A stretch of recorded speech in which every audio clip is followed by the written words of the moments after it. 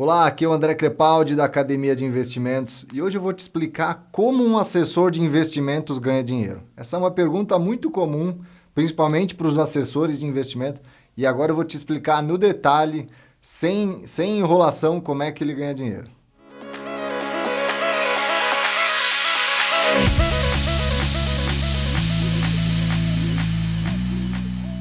Então vamos lá, né? Então, poxa, um assessor de investimentos, né? Você sempre, às vezes você está indo para uma corretora, sendo abordado por um assessor de investimentos, e aí fica aquela questão: como é que você ganha dinheiro? Como é que você quer me dar essa assessoria? E como é que um assessor ganha dinheiro? Bom, no gerente de banco a gente sabe, ele tem salário, ele tem bônus, ele é um funcionário do banco, um CLT ali. Recebe o fundo de garantia, é um CLT normal, né? Agora, um assessor de investimentos, muitas vezes ele é um empreendedor. Ele é um cara que ele não tem um salário fixo, ele não tem um rendimento garantido e ele ganha dinheiro em função das carteiras de investimento que ele administra, que ele assessora. Então vamos no detalhe, como é que ele ganha dinheiro? Poxa, um CDB, por exemplo. Então, você tem lá um CDB que a corretora distribui esse CDB. Esse CDB ele está ali na plataforma da corretora para o cliente final, por exemplo, a uma taxa de 110% do CDI.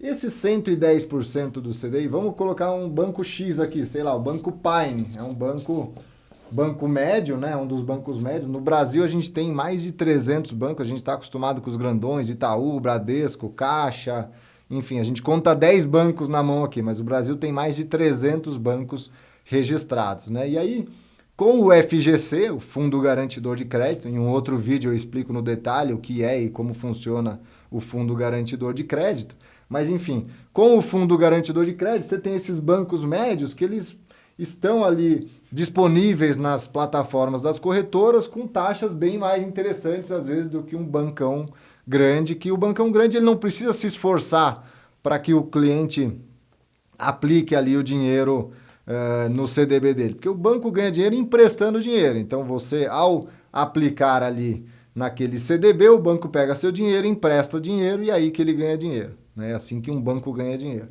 É uma das formas, né? Mas a principal forma de um banco ganhar dinheiro é emprestando dinheiro. Esse é o grande rendimento do banco. Mas vamos lá, voltando para cá. Então, tá lá na plataforma, 110% do CDI, com o FGC a gente pode aplicar com mais tranquilidade nesses bancos médios, já que a gente tem a proteção aí até R$ 250 mil. Então, sempre for aplicar, coloque ali até R$ 200 mil para você proteger também parte desse rendimento. Se acontece com alguma coisa com esse banco, se ele vem a quebrar, por exemplo, tem aí o Fundo Garantidor de Crédito para sanar esse problema e você não ficar sem o seu dinheiro. Mas voltando aqui, então 110%, o Banco Pine fez lá o acordo com a corretora de 115%, por exemplo, né? 115% do CDI. Então o banco fala, olha, tá aqui, eu quero que você distribua o meu CDB e eu vou te pagar 115% do CDI. Legal? Legal. Aí a corretora vai lá, por sua vez, e fica com esse 5% aqui, essa diferença, e coloca aqui uma taxa de 110% para o cliente final. Então o cliente ele nem enxerga esse 115%. Para o cliente, o que tem de opção é o 110%. Ele não tem outra opção, ele não chega no 115%. Mas esse 5% é justamente o lucro da corretora. E aí a corretora, por sua vez, ela divide esse valor, divide essa taxa com os escritórios de agente autônomo de investimento, com o assessor de investimentos. Então, o assessor de investimentos, aí depende de cada escritório, como é que o assessor vai ser remunerado dentro do escritório. Mas a corretora, ela divide com os escritórios de agentes autônomos de investimento, ou direto com algum agente autônomo de investimento, enfim. Então, essa é uma das formas. Então, nesse caso, por exemplo, quanto maior for o prazo desse investimento, desse CDB, tende a ter uma taxa um pouco melhor e a remuneração pode ser um pouco mais atrativa para o assessor, já que a taxa seria mais interessante. Então, quanto maior o prazo, tende a ter uma taxa um pouquinho melhor. E essa taxa, ela é paga a gente chama de pago na cabeça, ou seja, o assessor de investimento aqui, ao colocar na carteira do cliente um CDB, por exemplo, ele recebe a comissão toda na cabeça, ou seja, toda no mês seguinte a que a aplicação foi feita. Então, se for um CDB de 3 anos, o assessor ganha no mês seguinte e depois fica 3 anos sem ganhar nenhum centavo em relação àquela aplicação. Então, essa é uma das formas, por exemplo, da renda fixa. Se for uma debênture, se for qualquer outro ativo de renda fixa, um CRI, um CRA, é semelhante a esse CDB. Tá? Então, o assessor de investimento ele vai ganhar dinheiro. Cada tipo de investimento tem a sua peculiaridade. Né? Então, se é investimento em ações e você vai lá pelo home broker e faz a compra, dependendo de qual que é a sua taxa de corretagem, o assessor também ganha uma parcelinha daquela taxa de corretagem.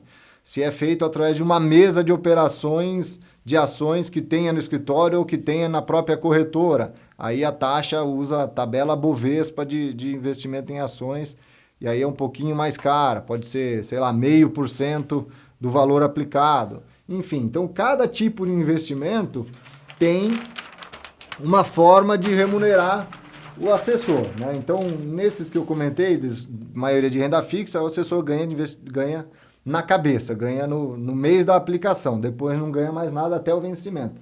Agora, já num fundo de investimento, né, num outro vídeo eu expliquei sobre fundos de investimento, falei um pouco de taxa de administração, né, que tem a figura do gestor, do administrador, do distribuidor do fundo e tal. Então, a corretora ela é justamente a figura do distribuidor desse fundo, né? É quem faz a distribuição. E a corretora, através dos assessores, faz a distribuição de um fundo. Então, se um fundo tem lá, por exemplo, 2% de taxa de administração, esses 2% de taxa de administração vão remunerar o gestor do fundo, a própria gestora, vão pagar as taxas e custos todos que tem para ter um fundo, taxas de CVM, e uma parte, vamos supor que desses 2%, 0,5% vai para o distribuidor, que é a corretora. E aí, da mesma forma que o CDB, os títulos de renda fixa, a corretora, por sua vez, divide essa comissão. Então, esses 0,5% vai dividir com o assessor de investimentos. Tá? Então, vamos dizer que seja metade para cada um, vai então 0,25. Então, dessa taxa de administração, vai um pedaço dessa taxa de administração para o assessor de investimentos. E aí, ao contrário da outra, que paga uma única vez, a taxa de administração nos fundos de investimento ela é marcada diariamente. Todo dia tem a cotização do fundo. E aí, nessa cotização já é descontada a taxa de administração. Então, isso aqui é sempre uma taxa anual, né? Então, 2% ao ano, mas que ela é marcada diariamente. Então, todo final de mês, essa porcentagem que vai para o assessor, ela é calculada e o assessor ganha uma recorrência mensal. Então, poxa, como é que o assessor vai ganhar dinheiro de fato? Quanto maior for a carteira dele, mais interessante aquele cliente é para o assessor. Então, quanto mais volume de dinheiro financeiro o assessor tiver dentro da carteira, ele tende a ganhar mais. Por quê? Porque ele vai ter ali mais fundos dando receita recorrente mês a mês, ele vai ter ali mais movimentações de CDBs, porque às vezes tem um lá que vence dali a 2 anos, só que do outro cliente já está vencendo, então todo mês tem ali uma realocação na parte de defesa, que seria uma parte ali de renda fixa. Então, é assim que um assessor de investimentos ganha dinheiro. Tá legal? Então, essa é a verdade. E aí, aquela pergunta que fica, poxa, mas o assessor ele poderia escolher um investimento que pague um pouco mais para ele do que para o próprio cliente, que assim, ele pode ter um viés de tentar escolher algo que seja mais interessante para ele do que para o cliente? Sim, infelizmente sim. E o mercado financeiro, ele é cheio de viés, ele é cheio de coisinhas ali. O mercado financeiro como um todo. Então, de fato, um assessor de investimento, ele pode ter ali um interesse que seja em um produto que renda mais para ele. Então, infelizmente, isso pode acontecer. Então, é por isso que é interessante você ter um assessor que você entenda que, de fato, ele está preocupado com você. E no médio prazo, você sente isso. Você você acaba descobrindo se o assessor está mais interessado em colocar produtos que façam sentido para ele do que faça sentido para você. Então, na conversa, na maneira como o assessor aborda você e como ele está preocupado em entender você para fazer os seus investimentos, você já vai meio que conseguir saber se o assessor ele tem mais interesse nele ou em você. E outra questão interessante também é que, assim, às vezes, para um assessor de investimento, eu já falei que ele precisa ter um volume maior de dinheiro para poder ter uma remuneração daquela carteira, né? Então, o que acontece? Então, é natural que assessores mais sêniores, assessores mais que tenham mais tempo como assessoria de investimento, que tenham uma carteira maior, eles tendam a focar em clientes maiores, tá? Então, clientes que tenham um volume maior de dinheiro para investir. Por quê? Porque se você pensar, existe um livro que chama Million Dollar Financial Advisor. É um livro escrito por Dave Miller, um americano, que fala justamente sobre esse tipo de assessoria de investimento. E ele fala que um número ótimo para um bom atendimento é entre 120 e 150 clientes.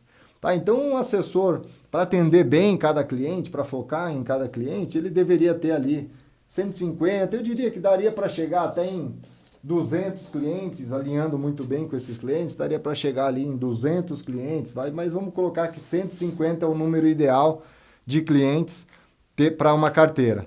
Poxa, então, se um assessor está com muitos clientes e clientes com um valor menor de investimento, daqui a pouco ele está com um monte de coisa para fazer e ele, de fato, não tem uma receita interessante. Ele não ganha dinheiro, né? Então, um assessor de investimentos, ele precisaria ter uma carteira para ser uma carteira que, de fato, renda legal, ele precisaria ter cerca de 100 milhões de reais entre esses clientes, entre esses 150 clientes.